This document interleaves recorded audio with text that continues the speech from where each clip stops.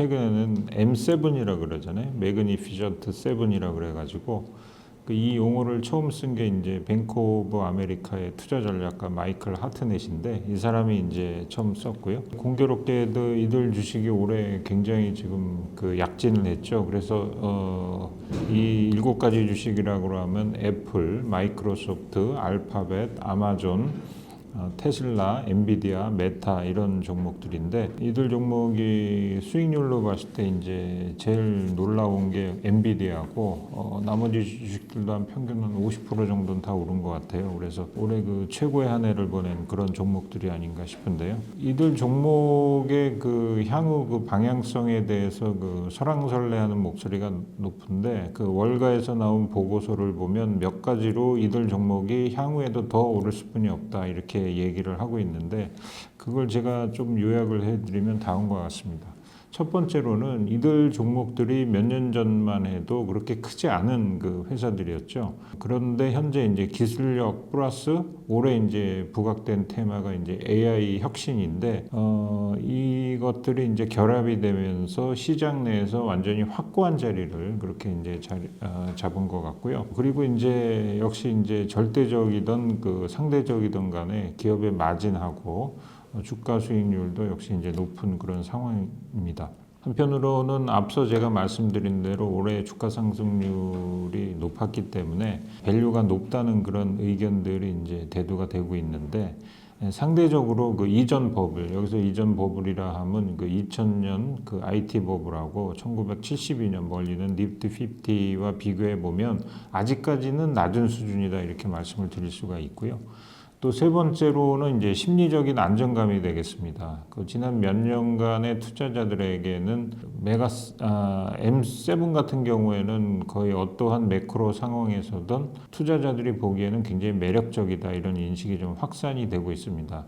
특히 이제 올해 초반 SVB 은행 사태가 발생했을 때도 보면 이들 주식에 이제 매력이 부각이 됐는데 첫 번째로는 이들 종목들이 이제 다량의 현금을 보유한 그런 기업들이고요.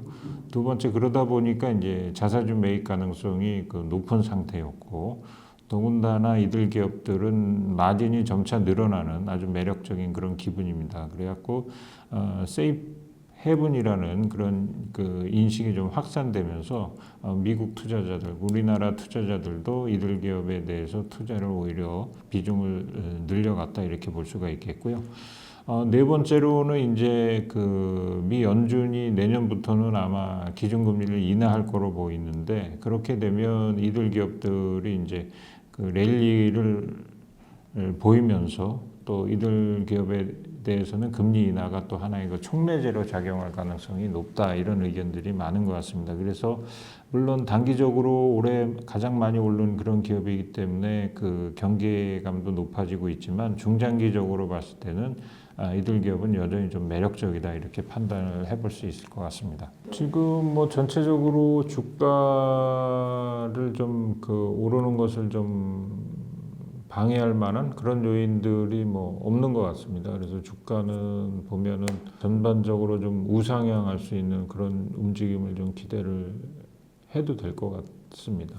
그 엔비디아가 올해 한 200% 넘게 올랐기 때문에 그 여러 가지 그 논란이 있습니다. 시세가 형성되는 과정 중에 뭐 일부 또 대주주가 물량을 좀 정리하기도 했고요. 그래서 뭐 주가 변동성이 좀 커졌습니다. 그럼에도 불구하고 월가에서는 투자자들이 이제 엔비디아를 이제 사야 된다. 그 이유는 다른 것보다 이제 시장 지배력이거든요. 그 몇 가지 이유를 이제 얘기를 하고 있는데 첫 번째로 그 엔비디아가 이제 AI에 대해서 가장 성숙한 기술을 보이고 있다는 게 월가의 이제 평가입니다. 특히 이제 엔비디아는 소프트웨어 프로그래밍 생태인 쿠다를 통해서 10년 이상 소프트웨어와 드라이버 문제들을 이제 해결을 해왔습니다. 이렇게 이제 압도적인 이제 기술력을 갖고 있는 그런 상태고요. 그 다음에 엔비디아의 그 AI 칩은 클라우드에 이제 구애를 받지 않습니다. 그 엔비디아의 AI 칩을 사용한 기업들은 워크로드를 한 크라우드 업체에서 다른 크라우드 업체로 이제 쉽게 전환을 할 수 있다. 이런 점이 이제 많은 그 지지를 받는 것 같고요. 특히 이제 수십 년간에 걸친 플랫폼의 그 안정성 높은 시장 점유율, 산업별로 고유한 툴에 대한 접근성, 그 다음에 호환성에 대한 평판 등으로 인해 가지고 개발자들이 그 엔비디아의 AI 칩을 좀 선호를 하고 있습니다. 그리고 네 번째로는 엔비디아는 여전히 소프트웨어와 시스템 하드웨어, 네트워킹 하드웨어 조합에서 전반적으로 가장 역량이 뛰어나다는 그런 평가를 받고 있습니다. 그래서 실제로 이러한 그 월가 또는 그 엔지니어들의 높은 평가에 의해 가지고 엔비디아는 그 올해 들어서 매분기 시장의 기대치를 넘는 실적과 가이던스를 이제 발표를 했고, 제 기억에도 보면 전반적으로 그 경제 상황이 안 좋아질 거를 예상한 가운데도 엔비디아가 이제 이렇게 예상을 뛰어넘는 실적을 발표함으로 인해 가지고 AI라는 테마에 가장 그 선두에 섰던 게 그 엔비디아였던 것 같습니다. 그래서 투자자들로 하여금 그 많은 또 지지를 또 받았던 것이고요. 그래서 동사가 그 주가가 차별되는 지점이 있었는데 향후 이런 점은 이제 계속적으로 투자자들한테 매력적으로 다가설 가능성이 높다 이렇게 말씀을 드릴 수 있겠습니다. 결국 이제 그 미래의 먹거리가 무엇인가, 뭐 미래 성장성을 담보로 하는 기업이 어떤 기업인가 여기에 좀 주목을 해야 될 것 같고요. 지금 이제 차트의 움직임만 놓고 보면은 더블탑이라 그러죠. 이중 천장을 형성한 것으로도 볼 수 있고 위에 이제 박스권을 조금 5, 6개월 정도 형성해 가고 있는 것으로 이제 판단이 됩니다. 그래서 이 박스권을 강하게 돌파를 해주면 또 한 차례 주가가 이제 레벨업 되는 경험을 할 텐데 유감스럽게도 이 박스권을 돌파하지 못하면 여기 이제 매물대가 쌓이는 거고 그 이후에도 웬만한 거래 아니고는 이 가격대를 돌파하는 건 이제 쉽지 않아 보입니다. 그래서 전체적으로 이 박스권이 과연 어떤 식으로 돌파되는지 여부에 따라서 추가적으로 주가가 레벨업 되는지 아니면 다시 이제 그 단기 상승에 따른 조정을 보일지 좀 방향성이 좀 결정이 될 것 같습니다. 일단 동사에 대한 펀더멘탈에 대한 그 기대감 또 실적에 대한 기대치들이 계속 좀 높아지는 그런 상황인데 또 중요한 것은 그만큼 또 시장의 기대와 계속 그 부합을 해왔기 때문에 동사의 그 성장성에 대해서는 시장이 계속 그 높은 점수를 주는 것 같고요. 전체적으로는 만약에 현재 이제 조정을 보이고 있는데 1차적으로 봤을 땐 60일하고 120일선이 있는 450달러 내가 주요 좀 지지선 역할을 할 것으로 판단되고 있고요. 물론 이 선이 무너진다면 이제 박스권의 하단이 이제 400달러까지도 조정을 받을 것 같은데 현재로서는 뭐 그렇게까지 조정은 나올 것 같지는 않습니다. 그래서 전체적으로 이제 단기 상승분의 2분의 1 조정, 우리가 가장 흔하게 말하는 2분의 1 지점이 어딘가를 봤을 때 또 역시 그 한 450달러 근처입니다. 그래서 단기적으로 봤을 때는 한 450달러 정도 되면은 주식을 매수해야 되지 않나 이렇게 판단을 해볼 수가 있겠습니다. 지금 말씀하신 대로 이제 AI주의 대표주 그러면 이제 마이크로소프트로 이제 평가를 하는 것 같고요. 그 다음에 마이크로소프트는 최근 자체 그 AI 반도체를 공개하면서 긍정적인 또 시장의 평가를 얻었습니다. 동사 같은 경우는 이제 자체 그 반도체 칩을 보유함으로 인해 가지고 AMD라든지 엔비디아에 대한 의존을 그 줄이고 또 최적화된 그 비용 구조를 이제 확보를 하게 됐습니다. 올해 4분기 그 실적 그 전망하면서 이제 가이던스 발표를 했는데요. 매출이 한 188억에서 191억 달러 정도 될 것으로 그 전망이 되고 있습니다. 특히 이제 그 오피스 365 구독자 증가, 그다음에 링크드인 구인 서비스인 탤런트 솔루션, 다이나믹 365 등의 수요가 이제 견조할 걸로 전망이 되고 있기 때문에 동사의 경우 지속적으로 그 시장에 좀 관심을 받을 것으로 판단을 해볼 수 있겠습니다. 갖고 온 일간 차트는 2023년 1월부터 현재까지 주가고요. 이걸 장기 차트로 보면은 정말 그 어마어마한 작전주처럼 쉬지 않고 오른 걸 우리가 이제 볼 수가 있습니다.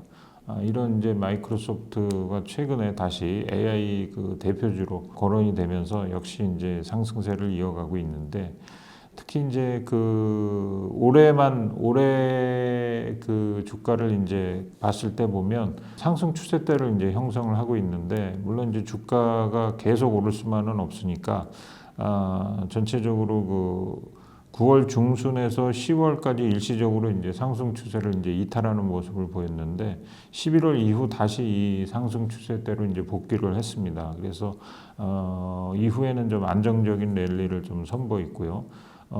특히 이제 10월 말에서 그 11월 내내 그 강력한 상승 흐름을 보여줬기 때문에 최근에는 조금은 좀 호흡 조절 국면을 보이고 있다. 그래서 전체적으로는 조금 이제 조정하는 그런 모습을 보이고 있는데 역시 상승 추세대를 복귀했기 때문에 기존의 그 중기적으로 보여주고 있는 상승 추세는 유효하다 이렇게 말씀을 드릴 수 있을 것 같습니다. 이 주식 같은 경우는 이제 내년에 제일 중요한 테마 중에 하나가 이제 AI가 될 걸로 이제 판단을 하고 있기 때문에 그 AI 관련주들은 이제 언제든지 움직일 가능성이 높습니다. 그렇다고 보면 역시 조정 시 기간 조정이라든지 가격 조정 보일 때가 이제 적절한 그 매수 타이밍이 될 것 같고요. 그렇게 본다면 단기적으로 이제 한 달 정도 오른 이후의 조정기인 현재 시점이 적절한 매수 타이밍이 아니겠느냐 또 이렇게 좀 판단을 해볼 수가 있겠습니다. 그래서 1차적으로는 저항선이 전 고점인 384달러가 되었고 2차적으로는 심리적 저항선이 한 400달러가 될 것 같은데 전체적으로 지금 뭐 일시적이지만 현 가격대에서 조금 더 그 내려간다면은 한 356달러 여기까지 이제 조정을 할 수 있을지는 모르겠는데 현재 시점부터는 조금 가격 조정이 이루어진다면은 좀 분할 매수 관점에서 접근하는 것이 바람직해 보입니다. 애플에 대한 이제 주가를 보게 되면은 특히 이제 중국에서 아이폰의 판매 부진에 대한 우려가 커지면서 주가가 주춤했지만 이미 그 모바일 기반의 그 서비스 기업으로 동사 같은 경우는 이제 변신을 꾀하고 있어가지고 중국에서의 디바이스 매출 하락 영향이 생각보다 크지는 않을 것이다 이렇게 좀 판단을 하고 있습니다. 그래서 서비스 마진이 70%로 디바이스 제품 마진 36%에 비해서 매우 큰 것도 굉장히 좀 긍정적으로 좀 판단을 할 수 있을 것 같고요. 애플도 역시 그 AI 기업으로 이제 변신을 꾀하고 있습니다. 특히 이제 아이폰 15 프로에서 가장 주목해야 될 부분이 뉴럴 엔진의 발전인데요.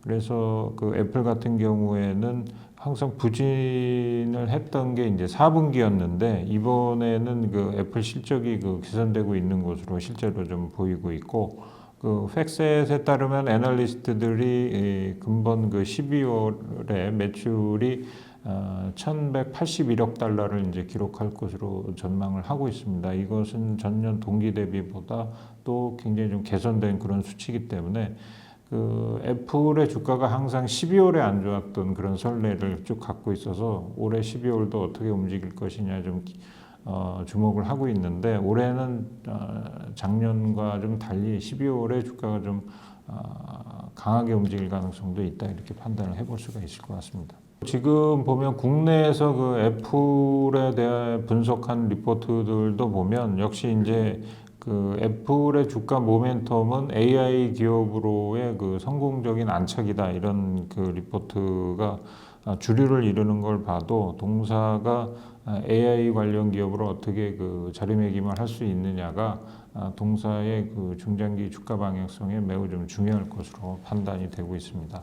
애플 주가 그 차트 보시게 되면은 그 중기적으로 그 상승 N자형을 형성해 가고 있는 것으로 판단을 해볼 수가 있겠습니다. 특히 이제 올해 연초 이후 현재까지 움직임 보면 그 상승 추세선을 중심으로 해가지고 움직임을 보이고 있고요. 올해 이제 9월 중순 이후에 보면 이런 상승 추세선을 이제 일시적으로 그 하회를 하였고, 현재는 그 이 상승 추세선의 그 상단에서 현재 좀 저항을 받고 있는 중이다 이렇게 말씀을 드릴 수가 있겠고요.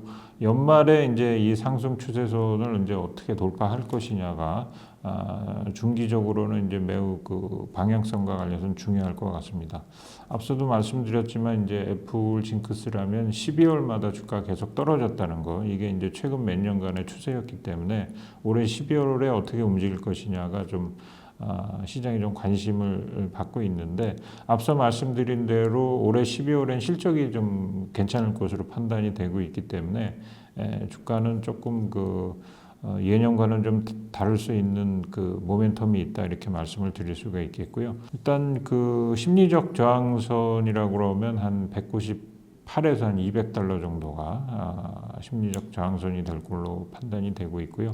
지지선은 121선이 현재 지나고 있는 한 $182 내가 될 것 같습니다. 그래서 최근에 보면 10월 중순 이후 단기적으로 좀 급등했기 때문에 12월 또 말부터는 이제 다소 이제 숨고르기 흐름이 나타내고 있는데 최근에 보면 거래량도 좀 점차 증가하고 있고 그런 모습이어서 일단 상승을 위한 좀 휴식기다. 최근 모습이 그렇게 판단할 수 있기 때문에 이 구간에서는 좀 조정 시 매수 관점에서 대응하는 것이 좀 바람직해 보입니다. 이제 시장 자체를 보면 전기차가 몇 해 전까지만 해도 이제 황금알을 낳는 거위 뭐 이런 식으로 생각을 했고 내연기관이 점차 이제 전기차로 대체되면서 수요가 폭발적으로 증가할 거다 이런 이제 기대감들이 있었는데 최근에는 이제 전기차 시장 성장률이 둔화되고 있음을 이제 지표들이 좀 나타내고 있고요. 특히 이제 테슬라의 판매량을 보면 이런 것을 알 수가 있습니다. 그래서 테슬라가 이제 중국에서 이른바 이제 세일을 하기 시작했고 또 테슬라만 이제 전기차를 만드는 게 아니기 때문에 또 경쟁 심화에 따라서 또 이익률 감소가 이제 지속적으로 나타나는 것이 지금 말씀하신 대로 주가 변동성의 가장 큰 이유다 이렇게 말씀을 드릴 수가 있겠습니다. 그리고 이제 전기차 시장이 내년에는 어떨 것이냐 보면 2024년에도 전기차 판매량 증가할 컨센서스가 30%인데 달성이 역시 좀 불확실한 그런 상황입니다. 그래서 계속 좀 불확실한 그런 상황이다 이렇게 말씀드릴 수가 있겠고.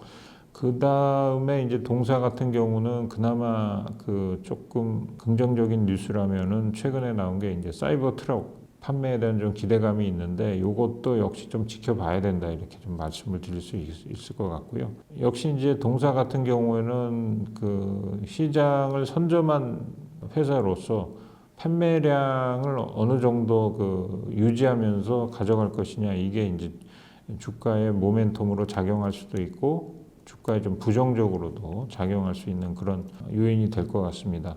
앞서 말씀드린 이제 사이버 트럭 같은 경우에 이제 시작이지만 여기 이제 많은 신기술이 이제 적용이 되고 있기 때문에 대량 생산에는 조금 어려움이 있지만은 향후 동사의 주가 모멘텀으로 작용할 가능성은 있다 이렇게 말씀드릴 수가 있겠습니다. 이제 기술적으로 올해 매매했으면은 그렇게 큰 손실은 안 봤을 것이다 이렇게 좀 판매되는데 재밌는 것은 이제 패턴이 올해 7월에서 10월까지 대칭 삼각형이라고 고점은 낮아지고 저점은 높아지는 그런 게 이제 완성이 됐고 이제 방향성이 이제 유감스럽게도 이제 밑에 쪽으로 나왔어요. 그래서 방향성이 나온 다음 날 주가가 이제 큰 폭으로 폭락을 했는데 이른바 이제 하락갭이 이제 발생하면서 주가가 밑으로 뚝 떨어지는 그런 모습을 현재 좀 보였고요.